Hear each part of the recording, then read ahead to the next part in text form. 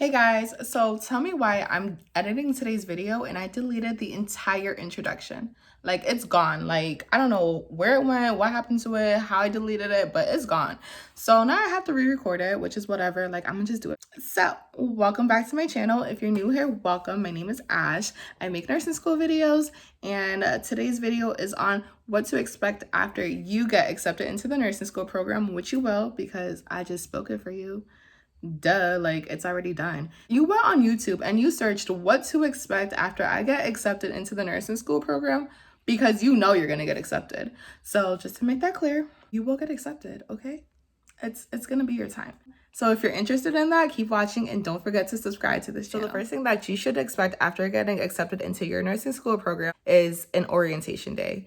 And I know right now, due to social distancing, that a lot of orientations are online, which is so unfortunate because I feel like my orientation day really set the tone for the nursing school program. Just like listening to other students that are already in the program and listening to their input, getting to know our professors, getting to know our classmates, just everything about our nursing school orientation was really that's where I was like, wow, like I'm really doing this. Like I'm in here, like I'm in here. Unfortunately, due to social distancing, I know a lot is via Zoom, but I hope you guys still get to experience that feeling of wow, like I'm actually in the program, like I'm doing it. So orientation day, great. Pay a lot of attention, take a lot of notes because they will tell you exactly what they're expecting and it's your job to come through with that, all right? So during orientation, this is when they're gonna tell you what books you're gonna need, what uniform you're going to have to purchase, any supplies, and let me tell you, this is when the money starts adding up, okay? So my first year of nursing school ran me a bag. Like I spent so much money. Our books alone was like $1,050 for the book bundle that we had to purchase. But on top of that, we also had to buy individual books. So I probably spent I don't know, $1,300 on books. Okay. $1,300 on books. And that was out of my own pocket. So this is when nursing school becomes very expensive. So besides books, you need to also purchase some scrubs. My nursing school specifically had one website that you can log into, create an account, and purchase your scrubs directly from them. And the scrubs had to be directly from this website.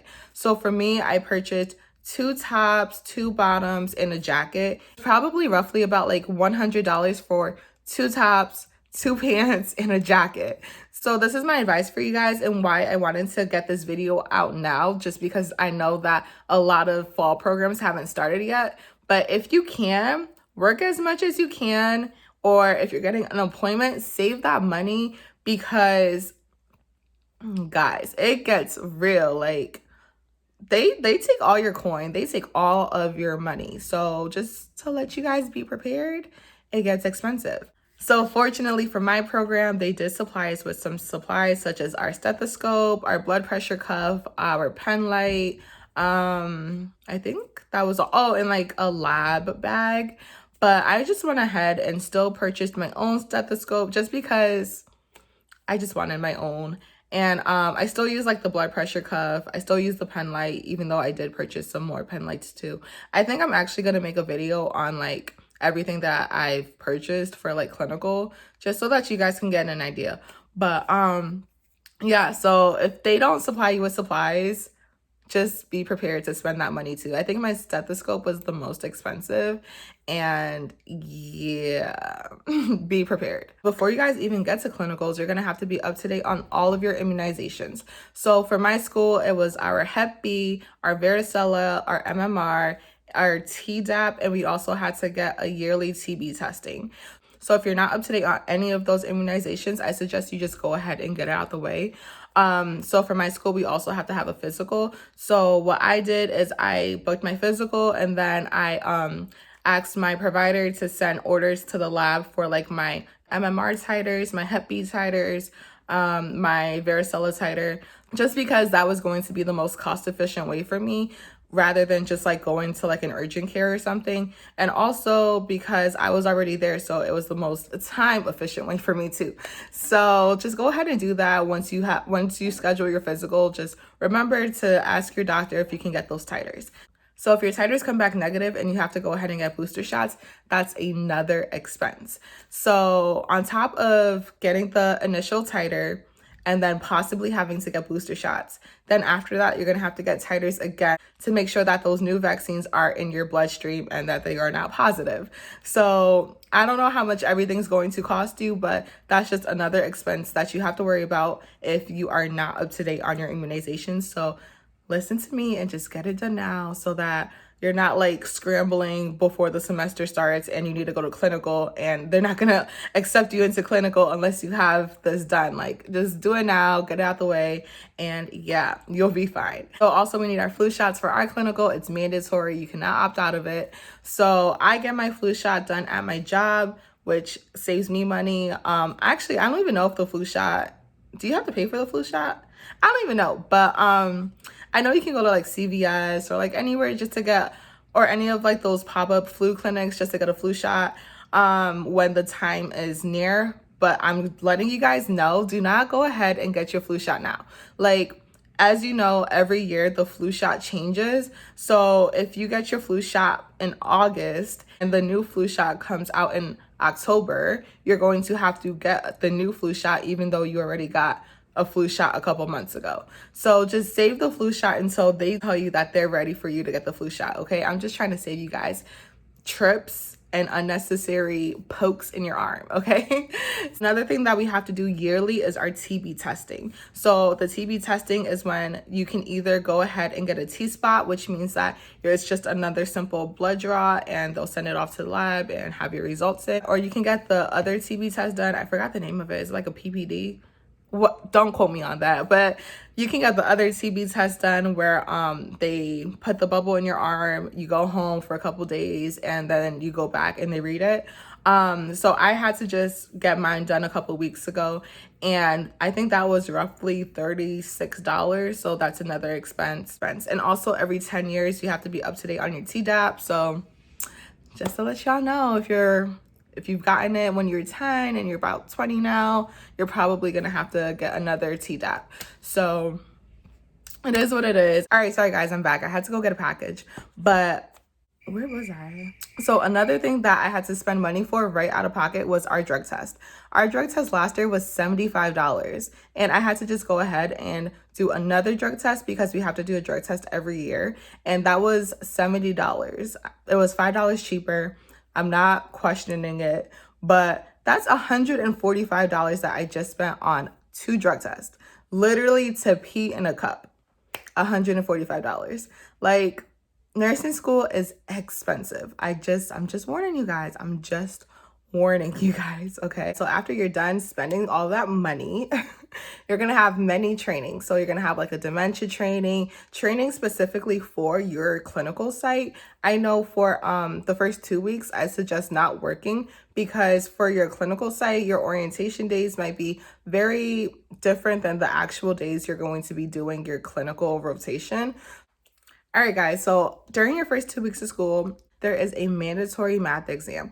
And I know you guys probably hear about this math exam all the time because I think pretty much every nursing school program has to do it, but it's a dosage calculations math exam.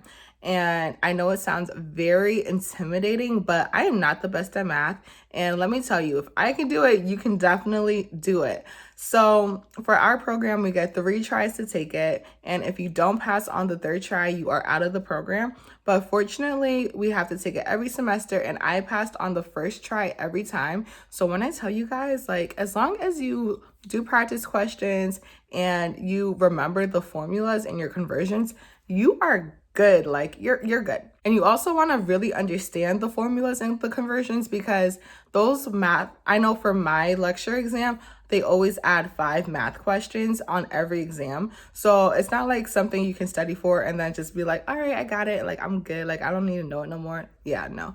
You're going to need it for like ever, like, especially when you're working, right? So I know that math exam sounds very intimidating just because you need to pass it, but I feel like just knowing why you need to pass it might help you guys out. So for me, I think of it this way. We have to get a 90% on our math exam, right? So that means we have 20 questions, and if we get 2 wrong, that means we potentially just had 2 med errors. Who wants med errors? Like, that means you could be messing with someone's life. You know, as a nurse, it's very important to take med errors seriously. So yes, the math exam is very intimidating, but you will pass because you're going to be a great nurse and you're not going to have med errors, right? Like, you're not. So I know it's scary, but you guys got this. Like I said, I'm not the best at math, but if I can do it, you can do it, period. So this is just math that you want to take seriously and you really want to learn it and understand it, because also in our lecture exams, my program always throws in 5 math questions just so that we're like still remembering, still using it, and just to keep us up to date. I also wanted to say that this is very confusing sometimes, so I just wanted to touch on it because a lot of people always are like, wait, what do you mean by this?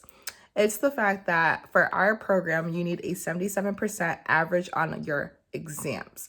If you do not have a 77% average on your exams, that means you failed. So I know a lot of people are always like, I'm not at a 77, but once they add like an ATI grade or our lab grade or clinical grade, it'll get to a 77.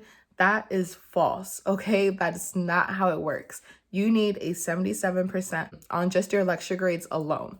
Also, across the board, it seems like not only my program, but other programs, they do not round. There's no rounding.